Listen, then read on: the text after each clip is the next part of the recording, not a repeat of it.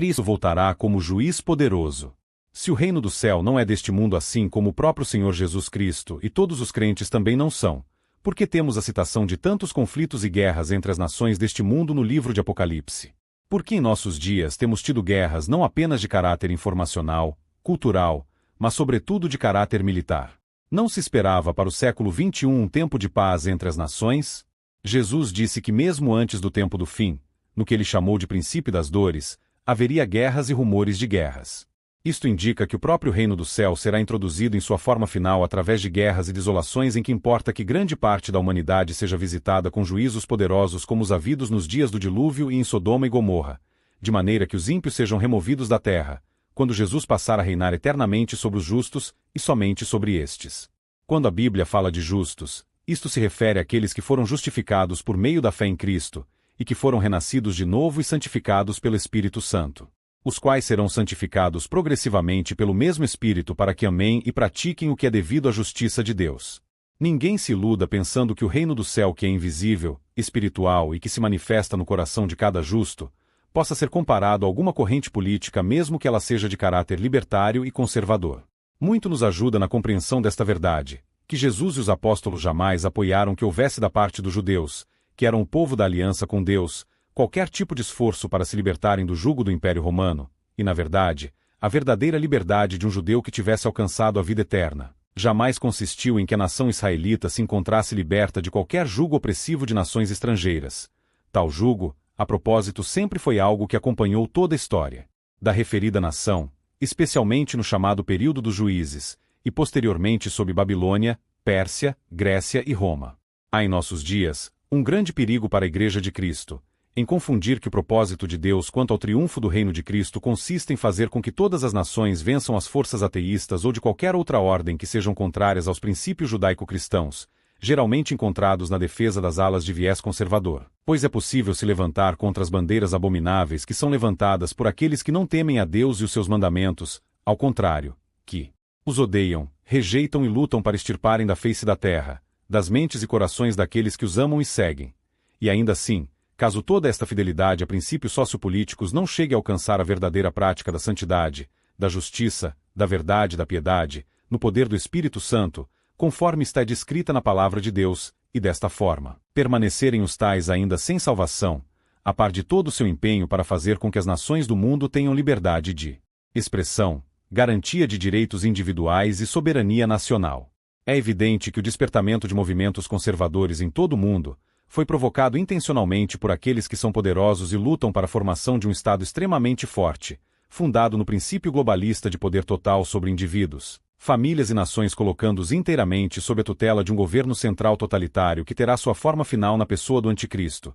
depois de ter sido concluída toda a operação de engano que se encontra em curso e capitaneada pelo próprio Satanás, com o fim principal de apagar sobretudo a nação de Israel da face da terra, de forma a fazer com que possa caducar a palavra de Deus de que Israel permanecerá como nação através de uma aliança perpétua feita com os patriarcas da citada nação. Vários passos estão sendo tomados e que foram previamente programados com vistas ao silenciamento da pregação da verdade, sobretudo do Evangelho, pelo controle das massas. Isto foi aplicado na pandemia de Covid, em que houve um grande controle que comprovou que isto pode funcionar. Por meses sucessivos houve fechamento de estádios, mercados, igrejas, teatros, com isolamento social e uso de máscaras, pois em face de uma calamidade em que a vida esteja em risco, a sociedade se permite ter seus direitos individuais suspensos para se submeter ao controle total do Estado. Quando a terceira grande guerra atômica vier sobre o mundo, como se vê em Gog e Magog no Armagedon, o terror produzido será de tal ordem, que o Anticristo será recebido de braços abertos por muitos e será adorado, juntamente com Satanás, por cuja eficácia ele operará, e disso tudo somos informados nas profecias escatológicas não apenas no livro de Apocalipse. Daí somos ordenados pelo Senhor para que sobretudo no tempo do fim vigiemos e oremos em todo o tempo para que não sejamos iludidos pelo engano satânico que estará operando no mundo.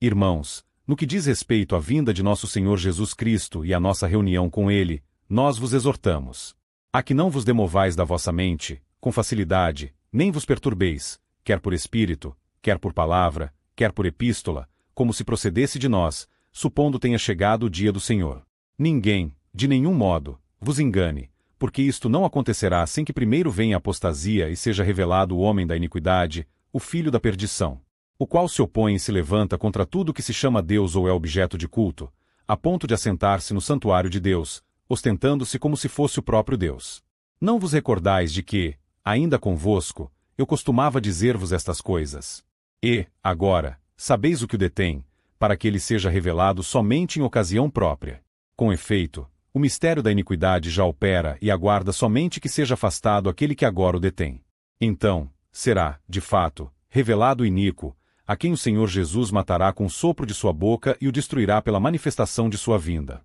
Ora, o aparecimento do iníquo é segundo a eficácia de Satanás, com todo o poder, e sinais, e prodígios da mentira, e com todo engano de injustiça aos que perecem, porque não acolheram o amor da verdade para serem salvos. É por este motivo, pois, que Deus lhes manda a operação do erro, para darem crédito à mentira, a fim de serem julgados todos quantos não deram crédito à verdade. Antes, pelo contrário, deleitaram-se com a injustiça. Entretanto, devemos sempre dar graças a Deus por vós, irmãos amados pelo Senhor, porque Deus vos escolheu desde o princípio para a salvação, pela santificação do Espírito e fé na verdade. Para o que também vos chamou mediante o nosso Evangelho, para alcançardes a glória de nosso Senhor Jesus Cristo. 2 Tessalonicenses 2 versos 1 a 14.